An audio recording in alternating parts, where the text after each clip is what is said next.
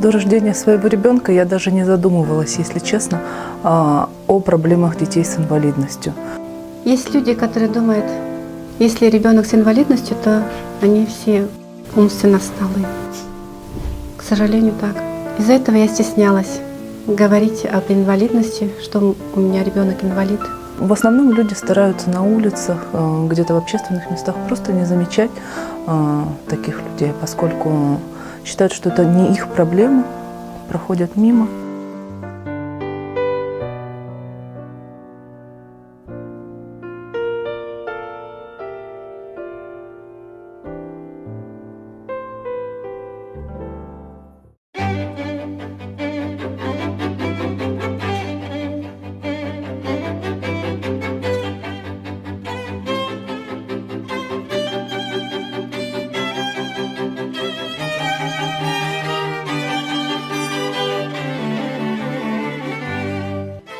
Быть мамой – это счастье, но также и ежедневная кропотливая работа. Несмотря на это, каждая мама старается выкроить для себя хотя бы немного времени, чтобы отдохнуть, побыть с друзьями и пообщаться. Но есть особый случай, когда мама не имеет такой возможности, когда забота о ребенке занимает все свободное время. Здравствуйте, меня зовут Анна. Я по образованию юрист. Моя дочь, ей сейчас 9 лет, она ученица 3 класса. Меня зовут Марина. По образованию я журналист. Мать 3 детей. Самой младшенькой доченьке 7 лет. Зовут ее Анжела. Меня зовут Ольга. Я работаю руководителем инклюзивного театра студии «Маленький принц». У меня 3 детей. Когда родилась Милена, диагноз нам поставили почти сразу. Тогда, конечно, была полная паника, растерянность, какие-то вопросы, почему, зачем.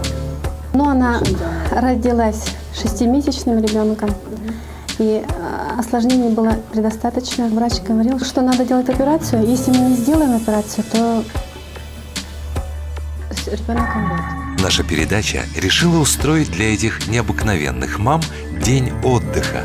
А в конце этого дня наших героинь ждет сюрприз, о котором они не подозревают. И помогут нам в этом их дочери Анжела, Милена и Даяна. После преображения, наверное, будет что-то невероятное, связано с моим ребенком и со мной. Что-то волшебное. Мне очень интересно, и я надеюсь, что дочь тоже очень понравится, как меня преобразят, и она увидит меня такой, какой она меня хочет видеть.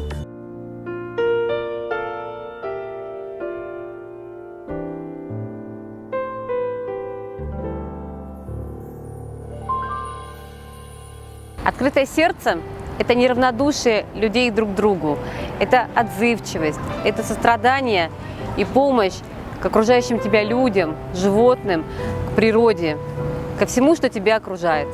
Открытое сердце – это чуткое, доброе и любящее сердце. Открытое сердце – это когда мы способны дарить любовь.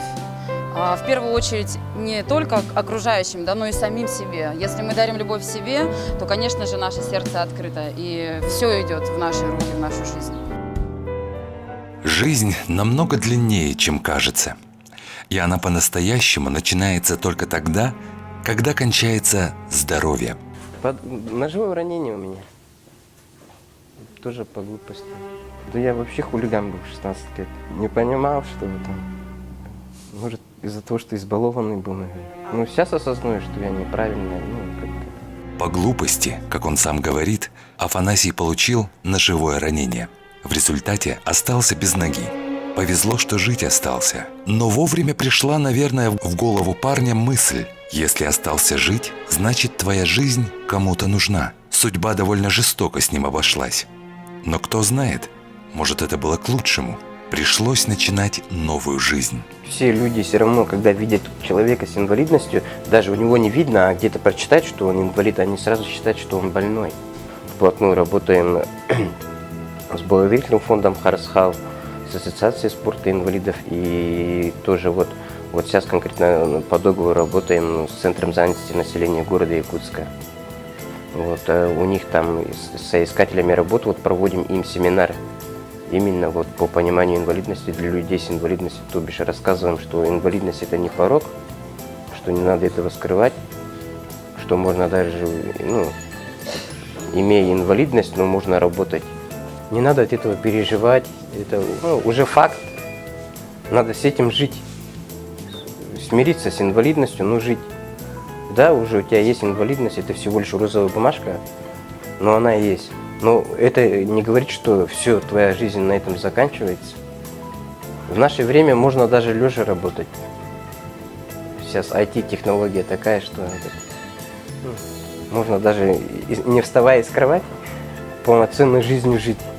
Но то жизнь дается, чтобы через тяготы проходить. Суть-то жизни в этом заключается.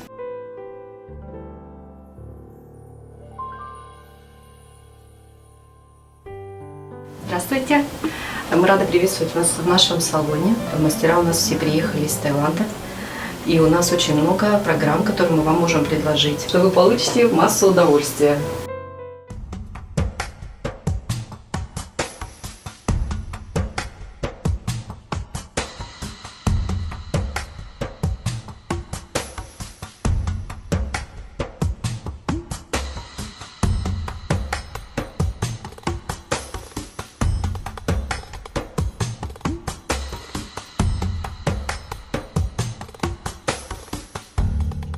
Пока мамы расслабляются и приводят в порядок состояние души и тела, девочки заняты серьезным делом.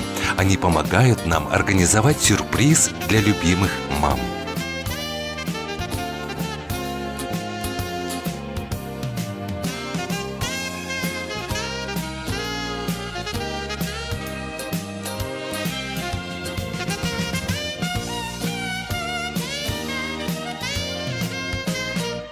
Я стала задуматься, как реабилитировать ребенка, чтобы она привыкла к обществу.